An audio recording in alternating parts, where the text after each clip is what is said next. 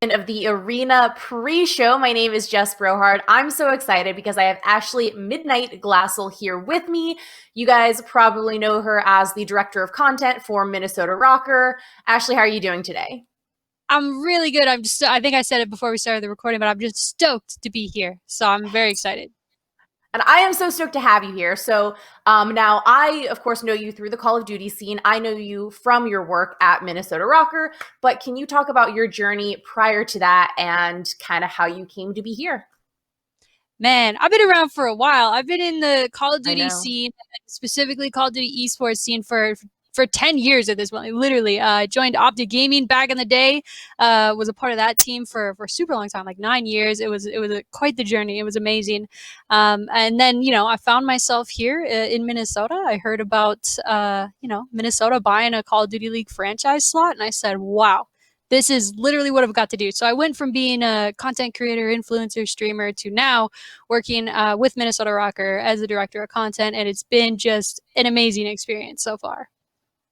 And it's really exciting because this is, of course, like CDL just got franchised. So this is the first year that Minnesota Rocker really, exists as an organization. And, we're here in June, probably what, halfway, most of the way through the year now. How is the first year of franchising going?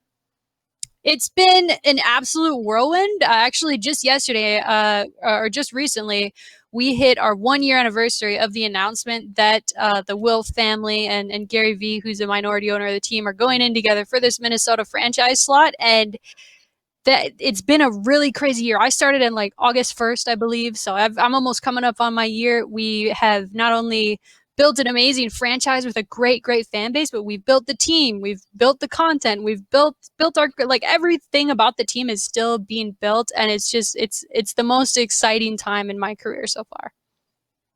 So, something that you and I have in common is that we're both women working in gaming. And like you, I've also been around for a while. I wasn't specifically in Call of Duty, but I've also been around gaming and esports for about a decade. So, what are some of the things that have always stood out to you as kind of hurdles that you've had to go through as a woman? Oh man, I mean, there's a lot, but I think the one that comes to my mind is not being taken seriously. If I'm to suggest something, it may not get taken as seriously if it as it does if it comes from like a male creator or a male kind of equal in the scene. I just sometimes have felt like things that I've wanted to do or things that I've said haven't been taken as seriously. This is, I mean, maybe knock on wood here. I hope I'm not jinxing anything, but that's kind of gone out of style. I haven't noticed that recently. I think there's so many more women in esports and women in gaming now that I think, the buck stops here. There's no more like, oh, she's whatever, or oh, girl gamers are all the same. There's so much diversity now, especially with all the different types of women that are getting into gaming, getting into esports. So yeah, I would just say not being taken seriously enough, but I think it's fading. Or maybe I've just gotten better at getting my point across. I don't know. I love that you bring that up because I've noticed the exact same thing. And I had no idea if that was just a me thing, like I just hit a certain age, or if it was maybe because I got older and I started carrying myself a different way. Maybe I started taking myself more seriously. And so other people started taking me more seriously, or maybe if it was just something happened in the industry as a whole. So I'm so glad that you have experienced that as well. Because for me, it's been particularly within the last like 2 to 3 years specifically that it's gotten really a lot better, I think. So I'm glad you noticed that too. So who are some of the other women that you really looked up to as you were coming up in your career, or that you continue to look up to now? Man, there's so many. I mean, Right? first of all, I love Tina. She used to produce Call of Duty at Infinity Ward, then she went over to Respawn. She is someone I looked up to because she was at like, a decently high point in Infinity Ward when I met her, and I just thought, wow, like she's doing it. Like I could, like she's proof that you can do this, right? As a woman, you can be taken seriously, and I'm sure she's had her battles. I'm sure it's gone a bunch of crazy ways. But she's one that I look up to for sure. It's tough to even. There's so many that I could name. So many like friends too that I see that are also competing in this tournament, and I look up to everyone around me, whether they're a smaller creator or killing it, doing way better. Like it's just motivating to see people kind of find their groove, especially if you're a woman in esports. It's been awesome to see. Yeah, and like I've always loved networking with other women in esports, and it's in some ways it's such a small industry for women that like we always kind of manage to find each other. And then in Yeah. other ways it's surprising because sometimes there will be like, for instance, if we look at everyone who's competing in Women of the Arena on Thursday, like I know probably 80% of the names, but then there are still a few that when I go check them out and I go, oh my gosh, like she's so well known. How have I never heard of her? So it's a really cool opportunity for me to like meet and network with other women in esports and in Call of Duty specifically. So other than that, what are some other reasons that you think events like this are so important? It's important for exactly what you just said. I mean, the esports space, and even if you're looking at like streaming and YouTube, there could be creators that are pretty much blowing up that you've never heard of. And that just speaks to the size of the space and where we're at now. But it's still really important because even if you are a smaller creator, you're just still kind of finding your footing. We all know if you're a content creator, it's not just, oh, you hit live and you're successful. There's a lot that goes into it. And for these types of events, it's great to showcase that there are a ton of women in esports. It is a thing. So if they're like if I'm 10 years ago me and I'm seeing an event like this, I'm like, oh my gosh, this is amazing. Like this is proof that I belong here. And so that's what events like this to me signify. Yeah, and like it's really cool because, for instance, I met Amanda the Jedi recently, and Oh my God. she is just That's blowing. my I know you know her, like you and that's her my are best like friend. OGs, right? Yes, yes, yes. She's your best friend. Is that what you said? Yeah, yeah. That's That's my awesome. homie for life. Homie for life.